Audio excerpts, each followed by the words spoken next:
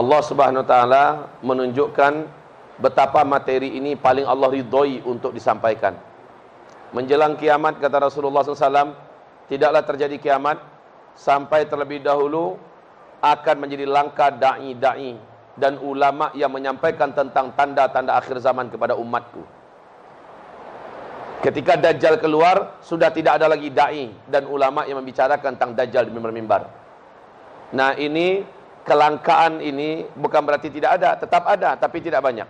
Di seluruh negara saya perhatikan, baik Indonesia, hanya beberapa orang yang bisa saya ingat namanya. Ustadz Ihsan Tanjung, Ustadz Rahmat Baikuni, Ustadz Abu Fatihah Al-Nani, dan hamba Allah Zulkifli Muhammad Ali.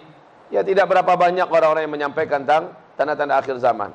Ada satu hal Ustadz yang agak saya perhatikan, di mana-mana daerah yang kita datangi dan kita berbicara kepada mereka tentang akhir zaman, Allah datangkan hujan di daerah itu pada waktu kita ngaji. Itu sering terjadi. Dan Masya Allah, ini sangat yakin bahwa apa yang kita lakukan ini, materi yang kita angkat ini adalah materi yang sangat diridhoi oleh Allah Subhanahu wa taala. Baik, kita bukan mencari popularitas. Tidak ada hal-hal sensasi yang mau kami sampaikan. Kami hanya mengingatkan bahwa kita sudah di akhir zaman. Kita tidak pernah menyampaikan tanggal dan tahun kecuali kalau ada hadis sahihnya. Kita tidak berani mengatakan sesuatu itu dengan kalimat pasti kecuali bagi kami hanya cukup menyampaikan tanda-tandanya.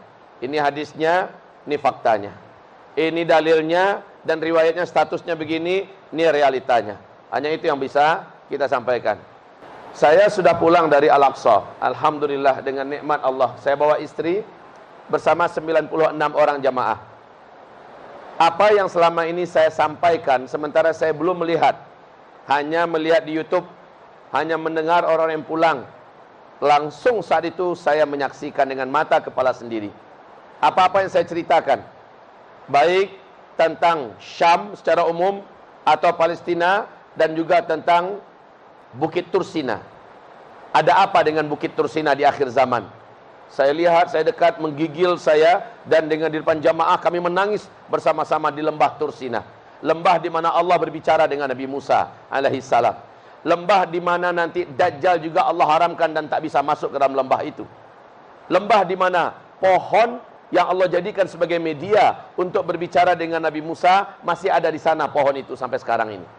Kami masuk ke sana, kami lihat kastilnya dari dekat. Kami lihat mana air di mana Nabi Musa menimba air untuk diberi makan pada ternak dua putri Nabi Syuaib. Masya Allah, kami lihat Pak. Dan kami lihat juga jalur mana Nabi Isa dengan Imam Mahdi nanti naik ke atas. Ya Allah, bagaikan benteng yang kokoh, mengerikan Bukit Tursina itu. Pantesan Imam Mahdi dan Nabi Isa dihalau oleh Allah, larilah kalian ke atas gunung Tursina. Hari ini tidak ada yang bisa selamat dari Ya'juj dan Ma'juj. Jadi Ya'juj Ma'juj itu nggak bisa dilawan. Walaupun Anda memiliki ilmu kungfu Bruce Lee, Anda sehebat Jackie Chan, atau siapa itu Ong Bak itu, Anda tak akan mampu melawan Ya'juj dan Ma'juj. Ya'juj dan Ma'juj ini diberi oleh Allah jumlah yang sangat banyak sekali, dan mereka ahli dalam seluruh senjata manual. Jadi solusi di akhir zaman, larilah ke Gunung Tursina. Lah itu yang tinggalnya di sana. Kita yang tinggal di sini mau ke Tursina gimana caranya? Teknologi udah nggak ada. Apakah Ya'juj Ma'juj nyampe nanti ke Bandung? Rasulullah bersabda, tidak satu jengkal pun bumi ini melainkan Ya'juj dan Ma'juj nyampe ke situ. Artinya Ya'juj Ma'juj juga akan sampai ke. Jadi cara selamat dari Ya'juj Ma'juj beda dengan cara selamat dari Dajjal. Kalau cara selamat dari Dajjal Nabi ceritakan secara detail, tapi cara selamat dari Ya'juj dan Ma'juj Nabi tidak menceritakan, kecuali hanya satu saja, lari dan sembunyi. Ya'juj Ma'juj itu tidak mempan dengan ayat kursi. Dia tidak akan gentar, ya. Kita bacakan kepadanya Yasin, Al-Quran 30 juz. Bagi mereka asal didapati manusia di luar ras mereka, mereka bantai. Mau laki-laki, wanita, tua, muda, ibu-ibu, cantik pun mereka nggak akan naksir.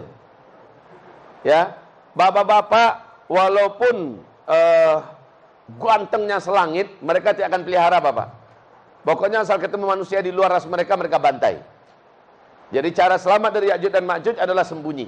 Nah di sini adalah puncak daripada perhara akhir zaman. Puncak diartikan apa? Banyaknya angka kematian dihabisi oleh Ya'juj dan Ma'juj.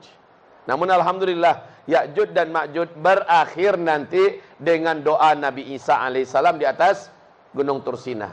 Nabi Isa angkat tangan tinggi-tinggi, ya Allah, binasakan Ya'juj dan Ma'juj ini.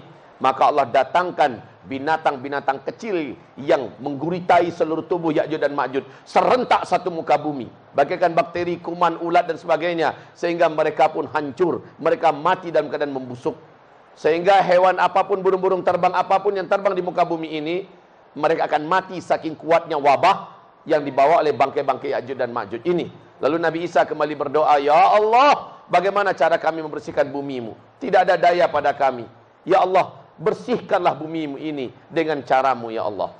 Hari yang terang benderang, langit yang siang bolong, matahari yang terik, tiba-tiba menjadi gelap gulita seperti malam tak ada awan. Maaf, seperti malam tak ada bintang. Gelap gulita. Apa yang terjadi? Rasul bersabda sallallahu alaihi wasallam, turun dari langit burung-burung yang sangat banyak berlapis-lapis. Burung itu lehernya saja mirip bentuk lehernya dan besarnya dengan leher-leher onta. Burung tersebut menukik ke bumi, berlapis-lapis. Saking tebalnya lapisan-lapisan burung ini, tidak ada satupun celah matahari bisa masuk ke bumi. Gelap gulita mendadak. Dan setiap burung mengambil bangkai-bangkai Ya'juj dan Ma'juj dan dibawa pergi. Kalau Bapak Ibu bertanya, Pak Ustadz, di manakah Allah simpan sekarang burung-burung yang begitu besar dan banyak? Jawabannya, entah. Allahu a'lam. Tak ada riwayat yang menceritakan di mana Allah simpan burung-burung itu sekarang. Itu bukan urusan saya.